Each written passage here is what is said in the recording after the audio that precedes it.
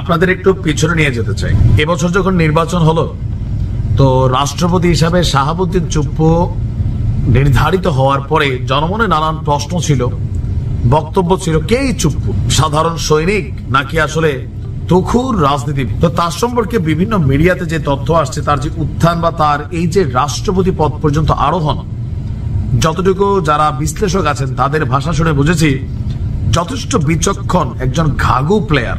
এমনি এমনি তিনি রাষ্ট্রপতি হন নাই। শেখ হাসিনার দয়া ছিল, শেখ রেহানার দয়া ছিল, সেটা আলাদা, বাট এর বাইরেও যথেষ্ট একজন পাকা রাজনীতিবিদ তিনি। সাহসও আছে। একবার যখন বক্তব্য দিচ্ছিল তখন সম্ভবত সুনামির খবর না কি জানি আসছিল, তিনি বলছেন আমিই তো সুনামি উড়াবো। কলিজা আছে, কলিজা যে কিছুটা আছে। গতকালকের ঘটনায় আমরা দেখলাম আরেক ঘটনা, আজকে মহান 21শে ফেব্রুয়ারি। তো মহান 21শে ফেব্রুয়ারির একদম প্রথম প্রহরে শহীদ মিনারে যেন রাষ্ট্রপতি না যায়, গত 24 ঘন্টা যাবৎ বৈষম্য বিরোধী আরো বিভিন্ন সংগঠন, বিভিন্ন নামে বেনামে প্রতিষ্ঠানগুলো তারা রাস্তায় কেউ অবস্থান করছিল, গভীর রাতে কেউ মশাল মিছিল নিয়ে বের হয়েছিল যেন রাষ্ট্রপতি ঢুকতে না পারে, এমনকি তাকে সেখানে অবাঞ্ছিত ঘোষণা করা হয়েছিল। নানান ধরনের ঝক্কি ঝামেলা নিয়ে মব হইতে পারে, যে কোনো সময় যে কোনো পরিস্থিতি হইতে পারে, পিনাকিদা বুলডোজার ঝড় উড়াইতে পারেন, সকল কিছু মাথায় রেখে একদম 21-এর প্রথম প্রহরে মহান শহীদ দিবসে তিনি আপনার শহীদদের প্রতি, ভাষা আন্দোলনের বীর শহীদদের প্রতি শ্রদ্ধা নিবেদন করেছেন। 12টা 1 মিনিটে কেন্দ্রীয় শহীদ মিনারে পুষ্পস্তবক অর্পণ করেছেন তিনি। আর কড়া নিরাপত্তা ছিল।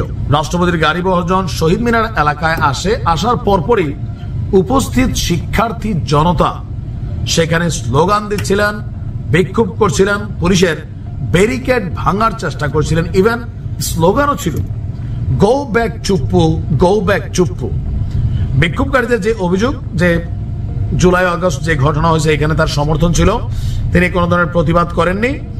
আর সবার একটা বক্তব্য ছিল এখানে চুপ্পুর সামনে পদত্যাগ করে বিচারের মুখোমুখি হওয়া ছাড়া আর কোনো উপায় নেই। কারণ 2024 সালের নির্বাচনকে বৈধতা দিয়ে শেখ হাসিনা সরকারের শপথ পড়িয়ে তার সকল কাজের বেআইনি অনুমোদন দিয়েছিলেন এই রাষ্ট্রপতি। তো এরপরেও তিনি এই যে এত কিছুর মধ্যে দিয়ে সেখানে গেলেন, সর্বপ্রথম ক্রেডিটটা হচ্ছে আমাদের আইন শৃঙ্খলা বাহিনীর, সেনাবাহিনীরও। অবশ্যই প্রধান উপদেষ্টার নির্দেশ ছিল যেন কড়া নিরাপত্তা, নিশ্চিত নিরাপত্তা রাষ্ট্রপতির জন্য নিশ্চিত করা হয়। কারণ রাষ্ট্রপতির বাটে পাইলে অথবা ওনার সুযোগে পাইলে যে কোনো একটা মব ঘটবে।